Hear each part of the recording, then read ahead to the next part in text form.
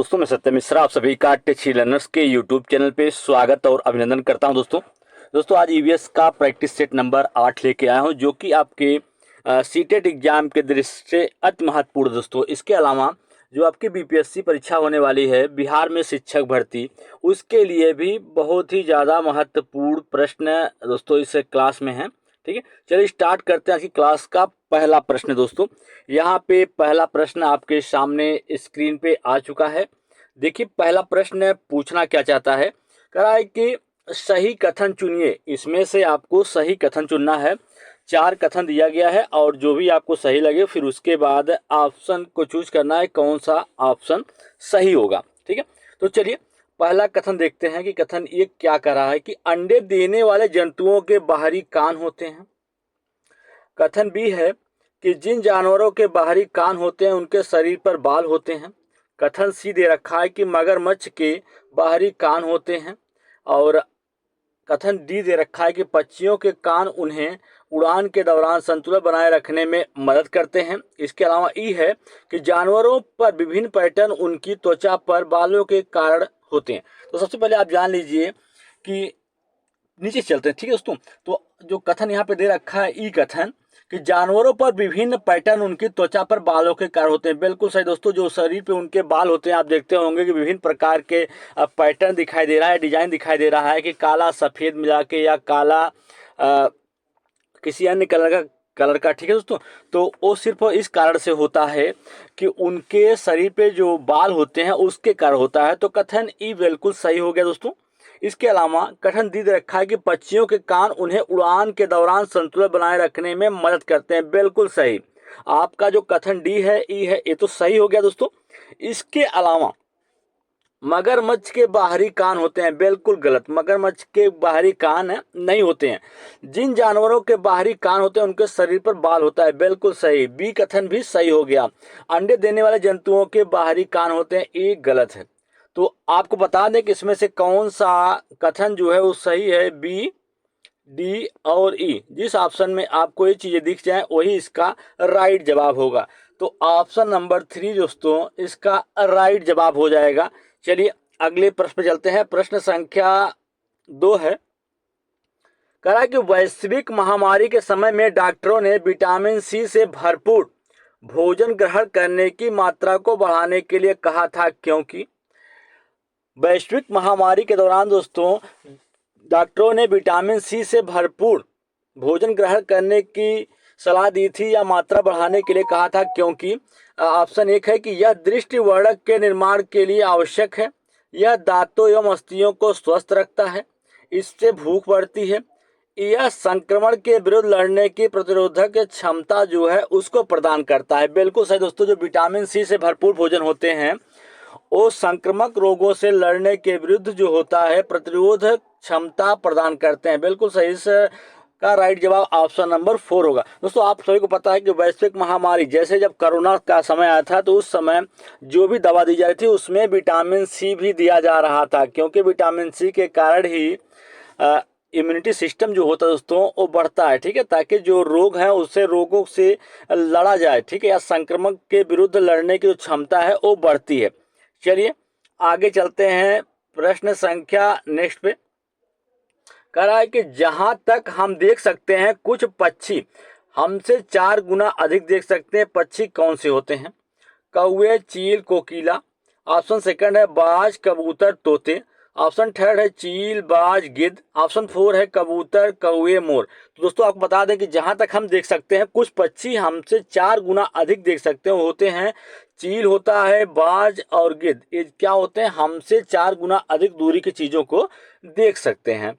चलिए अगले प्रश्न पे चलते हैं। प्रश्न संख्या नेक्स्ट देखिएगा, कह रहा है कि विश्व में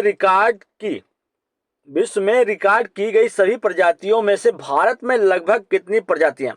विश्व में दोस्तों जो प्रजातियों की जो संख्या रिकॉर्ड की गई है उसमें से भारत में लगभग कितने परसेंट या प्रजातियां जो हैं भारत में निवास करती हैं? 7 to 8%, 10 to 12%, 50 to 80%, 20 to 25%। तो दोस्तों आपको बता दें कि कितनी प्रजातियां यहाँ पे निवास करती हैं। 7 to 8% जो प्रजातियां हैं वो भारत में निवास करती हैं। तो इस प्रश्न का राइट जवाब ऑप्शन नंबर फर्स्ट हो जाएगा। चलिए अगले प्रश्न पे, प्रश्न संख्या 4 है दोस्तों, और सभी प्रश्न महत्वपूर्ण है। सभी जीवों के लिए ऊर्जा का परम स्रोत क्या होता है? सभी जीवों के लिए ऊर्जा का जो परम स्रोत होता है या महत्वपूर्ण स्रोत होता है कौन सा है? वायु ऊर्जा, ज्वारीय ऊर्जा, सौर ऊर्जा या जल ऊर्जा? तो सभी जीवों के लिए जो महत्वपूर्ण ऊर्जा है वो कौन सी दोस्तों? सौर ऊर्जा। सूर्य से प्राप्त होने वाली ऊर्जा को सौर ऊर्जा कहते हैं, और इसी ऊर्जा की उपस्थिति में पौधे जो होते हैं प्रकाश संश्लेषण की क्रिया करते हैं। प्रकाश संश्लेषण क्रिया वो होती है जिसके द्वारा पौधे जो होते हैं अपने भोजन का निर्माण करते हैं। तो इस प्रश्न का राइट जवाब ऑप्शन नंबर 3 है। और सूर्य ऊर्जा को, सौर की जो ऊर्जा होती है उसको पृथ्वी तक आने में 8 मिनट और 20 सेकंड का समय लगता है। चलिए अगले प्रश्न पे चलते हैं। प्रश्न संख्या 5 है दोस्तों, सभी प्रश्न महत्वपूर्ण है आपके एग्जाम के लिए, चाहे आप सीटेट की तैयारी कर रहे हैं या बीपीएससी की। इनमें से बिहार के प्रथम गवर्नर कौन थे? Sir Maurice Garnier Hallett, sir James David Sifton, sir ह्यूंग डो, उपयुक्त में से एक से अधिक, उपयुक्त में से कोई नहीं। तो इनमें से बिहार के प्रथम गवर्नर, तो दोस्तों गवर्नर तो एक ही हो सकते हैं, तो जो इसमें दिया गया उपयुक्त में से एक से अधिक, तो इसको काट दीजिए, गलत। ठीक, इसी प्रकार से आपको दोस्तों बिहार जो परीक्षा होगी उसमें ऑप्शन देखने के लिए 5-5 ऑप्शन वाले प्रश्न आपको देखने के लिए मिलेंगे। इनमें से बिहार के प्रथम गवर्नर कौन थे? Sir James David Shipton. तो इसका राइट जवाब ऑप्शन नंबर सेकंड हो जाएगा। चलिए अगले प्रश्न पर चलते हैं। प्रश्न संख्या नेक्स्ट है दोस्तों, कह रहा है कि मानव शरीर की पेशियों के बारे में निम्नलिखित में से कौन सा कथन गलत है? पेशियां केवल हड्डी को धक्का दे सकती हैं, पेशियां युगल में काम करती हैं, सिकुड़ने पर पेशियां छोटी, सख्त और मोटी हो जाती हैं, उपयुक्त में से एक से अधिक, उपयुक्त में से कोई नहीं। दोस्तों आपको बता दें कि जो पेशियां होती हैं हमेशा कैसे काम करती हैं? जोड़े में काम करती हैं, और सिकुड़ने पर पेशियां जो होती हैं छोटी, सख्त और मोटी हो जाती हैं। तो उपयुक्त में से एक से, इसमें पूछा कौन सा कथन क्या है गलत है। ठीक है, अगर सही पूछता है तो उपयुक्त में से एक से अधिक, और अगर गलत पूछ रहा है तो पहला ही ऑप्शन इसका राइट जवाब होगा कि पेशियां केवल हड्डी को धक्का देने के काम करती हैं। चलिए अगला प्रश्न दोस्तों आपके सामने यहाँ पे स्क्रीन पे आ चुका है। कह रहा है कि निम्नलिखित में से कौन सी गैस वर्षा के पानी में घुलनशील है? Hydrogen peroxide, nitrogen monoxide, carbon dioxide या सल्फर डाइऑक्साइड? दोस्तों कह रहा है कि कौन सी गैस वर्षा के पानी में घुलनशील होती है? तो सल्फर डाइऑक्साइड जो है ये वर्षा के पानी में घुलनशील होती है, और इसी गैस के कारण क्या होता है? अम्लीय वर्षा होती है। अम्लीय वर्षा होती है, जब वर्षा के पानी में गैस घुल जाती है तो वही क्या कहलाता है? अम्लीय वर्षा कहलाती है। और इसी अम्लीय वर्षा के कारण जो ताजमहल है दोस्तों उसका जो कलर है वो फीका पड़ गया, इसी घटना को, ठीक है, तो उसका कलर क्या है? फीका या पीला पड़ गया है। इसमें से दोस्तों आपको बता दें कार्बन डाइऑक्साइड, क्योंकि पूछ लेता है कि ग्लोबल वार्मिंग के लिए जो सबसे जिम्मेदार गैस होती है वो कौन सी होती है? कार्बन डाइऑक्साइड और मीथेन गैस जो होती है वो ग्लोबल वार्मिंग के लिए, जब पृथ्वी का तापमान अधिक बढ़ जाता है तो उसके लिए कौन सी गैसें जिम्मेदार होती हैं? कार्बन डाइऑक्साइड और मीथेन। चलिए अगला प्रश्न देखते हैं दोस्तों। कह रहा है कि भारतीय संविधान को बनाने में कितना समय लगा था? 2 वर्ष 11 महीने 18 दिन, 1 वर्ष 10 माह 12 दिन, 2 वर्ष 10 माह और 5 दिन, उपयुक्त में से एक से अधिक, उपयुक्त में से कोई नहीं।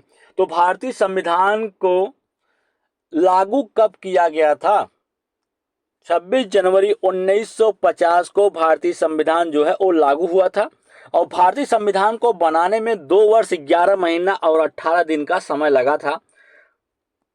चलिए दोस्तों अगले प्रश्न पे चलते हैं। प्रश्न संख्या नेक्स्ट है, कह रहा है कि भारतीय संविधान के अनुच्छेद 14 में लिखा हुआ कानून के समक्ष समानता किस देश के संविधान से लिया गया है?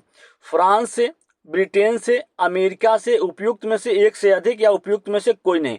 तो भारतीय संविधान का जो अनुच्छेद 14 में लिखा गया कानून के समक्ष समानता किस देश के संविधान से लिया गया है? तो ब्रिटेन के संविधान से लिया गया है। इस प्रश्न का राइट जवाब ऑप्शन नंबर सेकंड है। चलिए दोस्तों अगले प्रश्न पे चलते हैं। प्रश्न संख्या नेक्स्ट देखिएगा, कह रहा है कि बी रुधिर वर्ग वाला व्यक्ति जिन रुधिर वर्गों के व्यक्तियों को रक्तदान कर सकता है वह है बी और ओ रुधिर वर्गों को, ए और ए बी रुधिर वर्गों को, बी एवं ए बी रुधिर वर्ग को, ए और ओ रुधिर वर्ग को।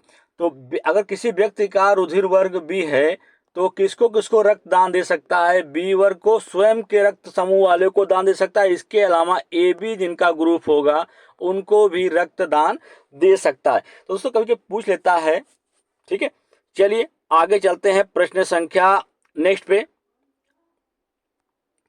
कह रहा है कि रेगिस्तान ओके एक वृक्ष है जो कि पाया जाता है ऑस्ट्रेलिया। कहीं पूछ लेता है कि रेगिस्तान ओके जो वृक्ष है वो कहाँ पाया जाता है, तो आपको पता होना चाहिए ये वृक्ष कहाँ पाया जाता है, ऑस्ट्रेलिया में पाया जाता है।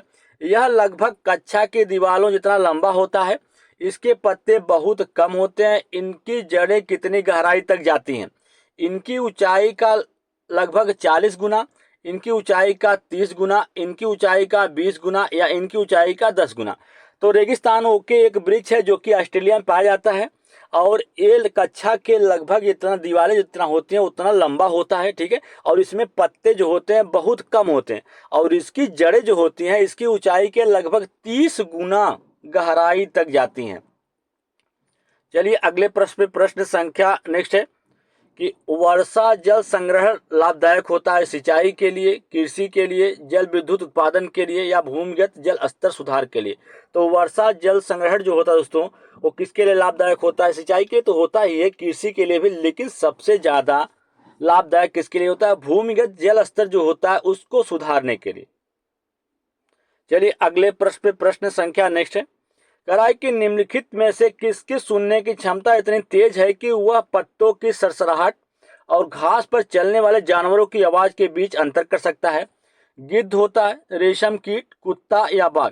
तो बता दें आपको कि किसकी सुनने की क्षमता इतनी तेज होती है को पत्तों के सनसनाहट की आवाज या घास पर चलने वाले जानवरों को भी पहचान सकता है कि कौन सा जानवर वहां पे है।